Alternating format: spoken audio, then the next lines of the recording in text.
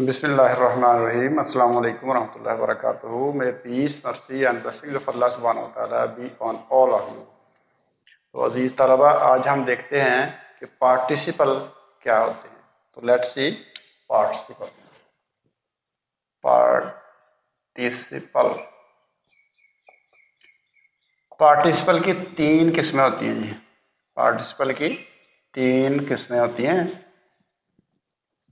Present participle, past participle और perfect participle. इनका समझना जरूरी है। प्रेजेंट पार्टिसिपल में हम करते हैं V1 वर्ब की पहली फॉर्म और ing, ये प्रेजेंट में यूज करते हैं। पास्ट में हम यूज करते हैं V3 वर्ब की थर्ड फॉर्म, और परफेक्ट में हम यूज करते हैं हैविंग प्लस वर्ब की तीसरी फॉर्म। तो ये है इनका बनाने का तरीका। हम देखते हैं कि प्रेजेंट पार्टिसिपल जो है उसके क्या उसूल हैं, किस तरीके से हम उसको बनाते हैं। तो प्रेजेंट पार्टिसिपल में जब हम कोई जुमला बनाते हैं तो ये जहन में रखना ज़रूरी है कि जब जुमले में हम ए या एन, जो इनडेफिनेट आर्टिकल हैं ए और एन, अगर हम ए और एन का यूज़ कर रहे हैं जुमले में, तो उसके आगे ए और एन के आगे कंटिन्यूस यानी ing वाली फॉर्म इस्तेमाल हो रही है, तो यकीनन 99% उसका यकीन है कि वो प्रेजेंट पार्टिसिपल ही होगा। तो पहला उसूल ये है कि ए और एन, अगर हम ए और एन यूज कर रहे हैं किसी जुमले में, तो उसमें जो आगे हम यूज करेंगे ing वाली फॉर्म, वो क्या होगी? Present participle. इसकी मिसाल देखें, I found a rolling ball. I found a rolling ball.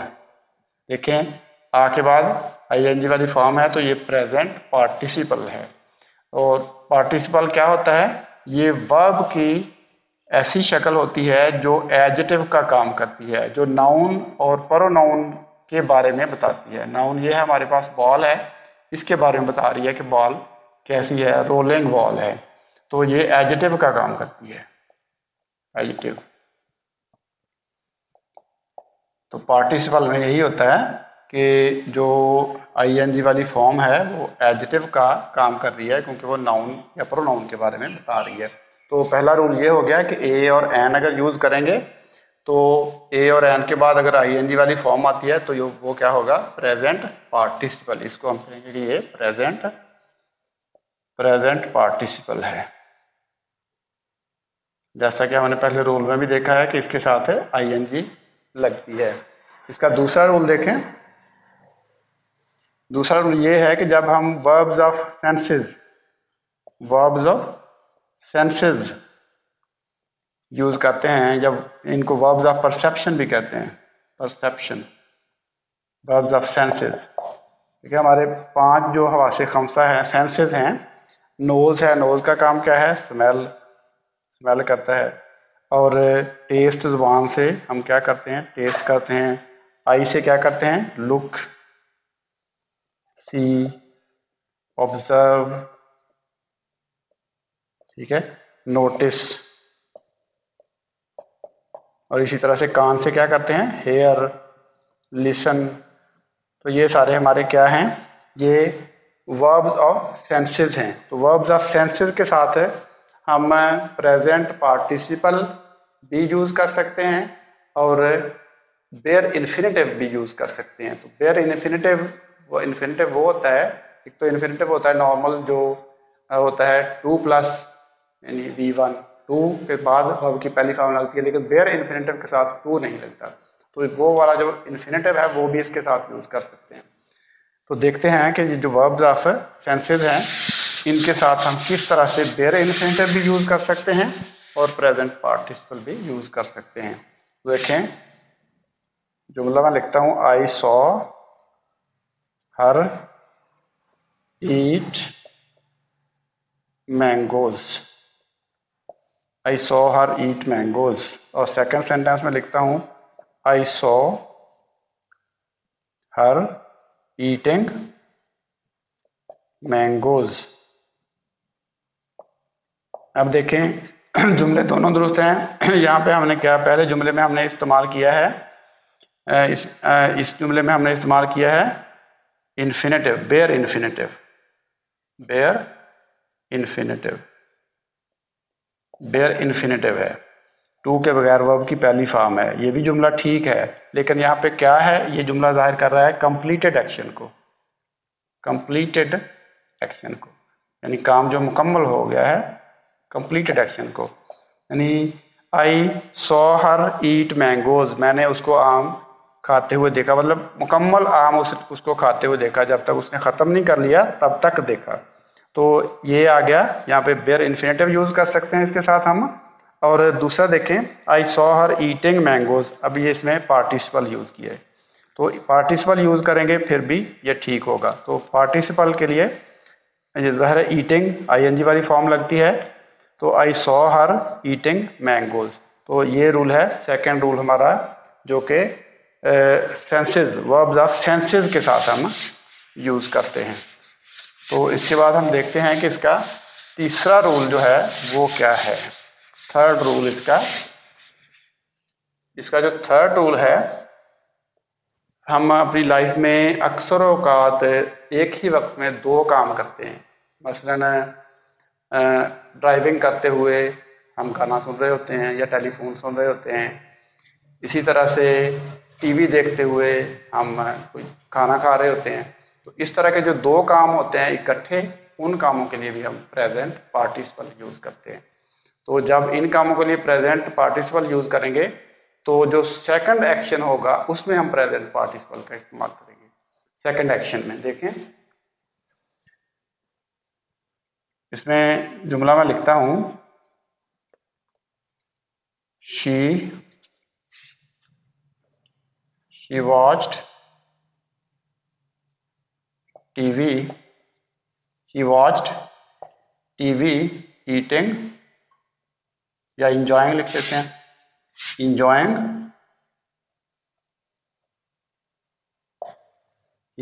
Ice cream. उसने आइसक्रीम खाते हुए, आइसक्रीम भी खा रही थी, टीवी भी देख रही थी। तो देखिए इसमें सेकंड जो एक्शन है, उसका सेकंड एक्शन कौन सा है, यानी एक्शन तो दोनों ही इकट्ठे हैं, लेकिन फिक्रे में जो हमने सेकंड एक्शन, पहले क्या है, टीवी देख रही थी, साथ ही वो आइसक्रीम खा रही थी। तो जो सेकंड एक्शन होगा उसके साथ हम प्रेजेंट पार्टिसिपल यूज़ करेंगे। तो तीसरा रूल ये है। इसका नेक्स्ट रूल देखते हैं, चौथा जो रूल है उसमें,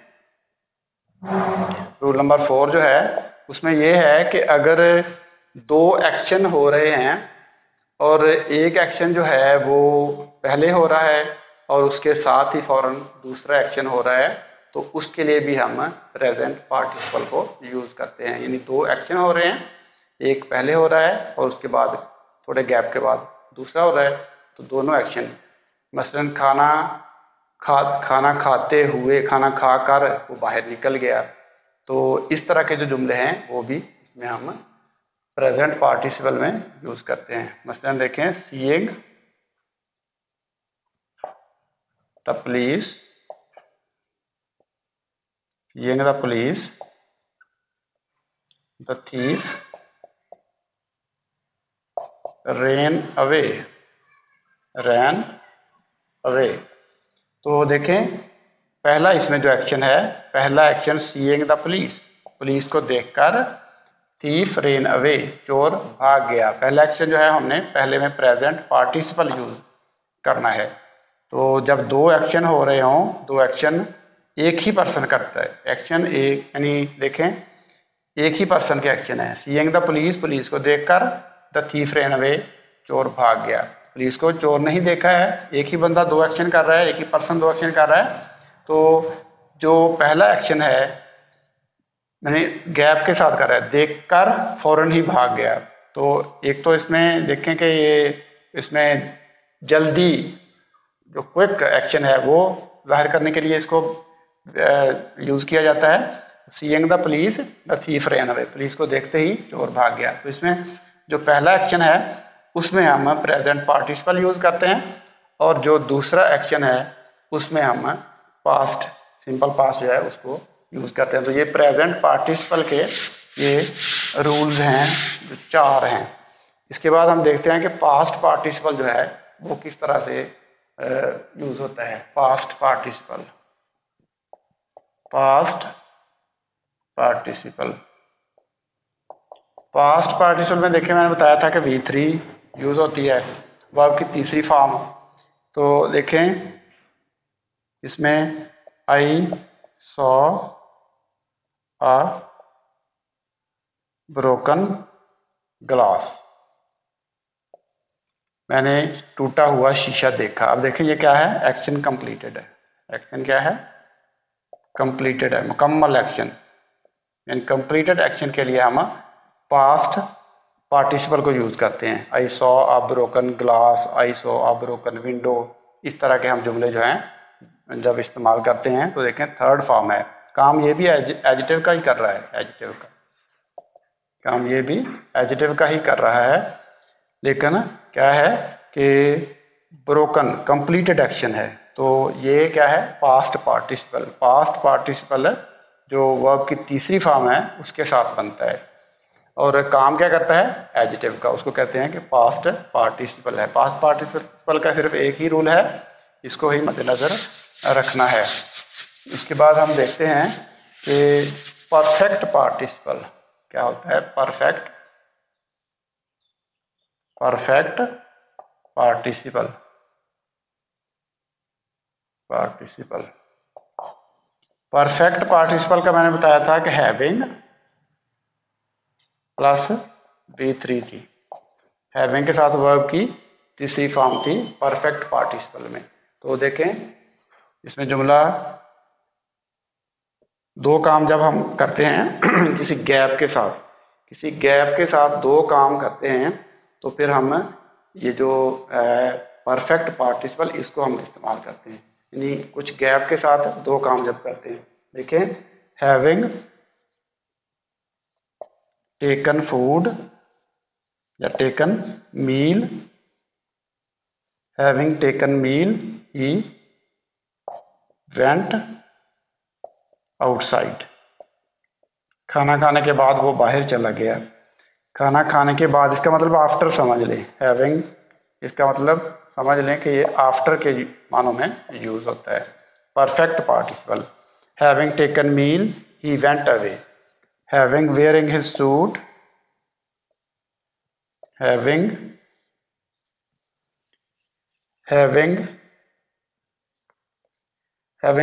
taken meal he went outside. इसकी मिसाल है having changed his shirt he went to the office, यानी अपनी शर्ट तब्दील करने के बाद वो ऑफिस चला गया। तो इसमें क्या करना है, हैविंग के बाद वर्ब की थर्ड फॉर्म यूज करनी है। तो ये बन जाएगा हमारा परफेक्ट पार्टिसिपल। परफेक्ट पार्टिसिपल में हैविंग और वर्ब की थर्ड फॉर्म यूज होती है। तो ये हैं इनके रूल्स, इनको याद रखने के लिए बिल्कुल ये सिंपल से रूल्स हैं। प्रेजेंट जब पार्टिसिपल हम बनाते हैं तो उसमें वर्ब की फर्स्ट फॉर्म के साथ ING लगाते हैं।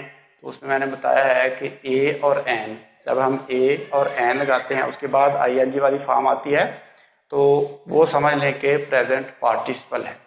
दूसरा रूल उसका बताया है कि वर्ब्स ऑफ सेंसेस जो हैं उनके साथ जब हम यूज करते हैं प्रेजेंट पार्टिसिपल को तो उसमें हम बेयर इन्फिनेटिव भी यूज कर सकते हैं, फिर भी जुमला ठीक होगा, और उसके साथ हम प्रेजेंट पार्टिसिपल को यूज कर सकते हैं, फिर भी जुमला ठीक बन जाएगा।